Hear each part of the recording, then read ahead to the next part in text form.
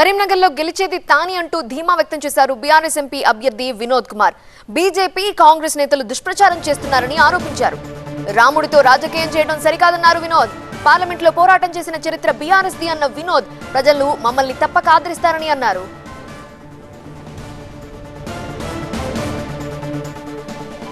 కరీంనగర్లో జరిగే కథన భేరీ సభతో రాజకీయ మార్పు జరుగుతుంది అన్నారు వినోద్. పూర్తి సమాచారం మా సీనియర్ కరెస్పాండెంట్ సంపత్ అందిస్తారు. పార్లమెంట్ ఎన్నికలపైన బీఆర్ఎస్ ఫోకస్ పెట్టింది. మంగళవారం కరీంనగర్లో కందరబేరి సభను నిర్వహించి ఎన్నికల ప్రచారానికి శ్రీకారం చుట్టనున్నది.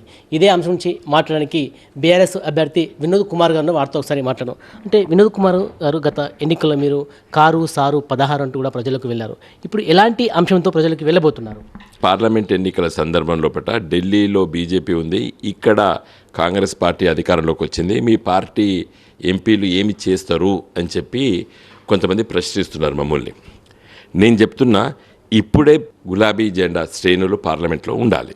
ఎందుకంటే తెలంగాణ సమస్యలు, తెలంగాణ ప్రజలను కావలసినటువంటి ఏవైతే చట్ట ప్రకారంగా రావాల్సినటువంటి అంశాలు కొన్ని ఉన్నాయి. తర్వాత జాతీయ స్థాయిలో కేంద్ర ప్రభుత్వం తీసుకునేటువంటి నిర్ణయాల తెలంగాణ వాటా, తెలంగాణ ప్రజల సౌలభ్యం కోసము పోరాటం చేసేటువంటి గొంతు పార్లమెంట్లో ఉండాలి. కాబట్టే మా పార్టీ గులాబీ జెండా. సరే, వివిధ అంశాల పట్ల ప్రజలు మమ్మల్ని మన రాష్ట్రంలో అధికారంలో మమ్మల్ని అప్పచెప్పలేదు, మమ్మల్ని ఉడగొట్టిండ్రు. కానీ పార్లమెంట్లో తెలంగాణ గొంతు ఉండవలసిన అవసరం ఉంది. మీ ప్రధాన ప్రత్యర్థి బండి సంజయ్ చెప్తున్నారు, బరాబరి రాముడి పేరుతోనే మేము ఓట్లు అడుగుతాము, ఓట్లు అడిగే హక్కు మాకుందని చెప్పి ఆయన చెప్తున్నారు. మీరు ఏమని చెప్పవలసింది? రాముడు ఈ దేశ ప్రజలు కాదు, ప్రపంచవ్యాప్తంగా కొలుస్తారు. ఈ దేశంలో భారత ఉపఖండంలో ఉన్నటువంటి పుట్టినటువంటి ప్రతి ఒక్కడు రాముడు మంచి బాలుడు అనేటువంటి చిన్న ప్రజలు నేర్పుతాం. కాబట్టి ఈ బండి సంజయ్ చెప్తే రామాయణం నేర్చుకునేటువంటి ప్రజలు కాదు ఈ దేశ ప్రజలు. కాబట్టి ఈరోజు కొత్తగా రాజకీయం చేస్తే చేసుకుని వాళ్ళని నేనేం అభ్యంతరం పెడతలేను. కానీ రామునికునే రాజకీయం చేయడం చాలా చాలా చాలా తప్పు.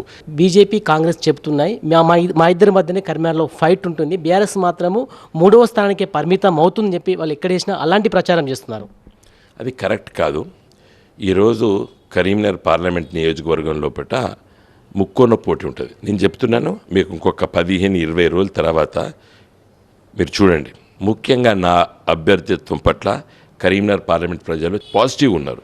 నేను ఎక్కడ పోయినా కూడా ప్రజలు ఈసారి మీరే ఎంపీ అన్నా, మీరు గెలవాలన్నా, 5 సంవత్సరాలు కరీంనగర్ చాలా నష్టపోయిందన్నా, 380 రాలేదన్నా, మీరు ఒక కరీంనగర్కే కాదన్నా మొత్తం యావత్ తెలంగాణ సమస్యలు పార్లమెంట్లో మాట్లాడారు. ఒక సమస్య కాదు కదా, నేను మాట్లాడిన అంశాలన్నీ పార్లమెంట్లో ఆన్ రికార్డు ఉన్నాయి. నాకైతే విశ్వాసం ఉంది, తప్పనిసరిగా ముక్కోన పోటీలో నేను గెలుస్తాను. సో మొత్తానికి కదనబేరి సభతో ఒకేసారి వాతావరణం మారుతుంది. ఖచ్చితంగా ఈసారి విజయం సాధిస్తానని వినోద్ కుమార్ ధీమాను వ్యక్తం చేస్తున్నారు. కెమెరా పర్సన్ సలీంతో సంపత్, TV9 కరీంనగర్.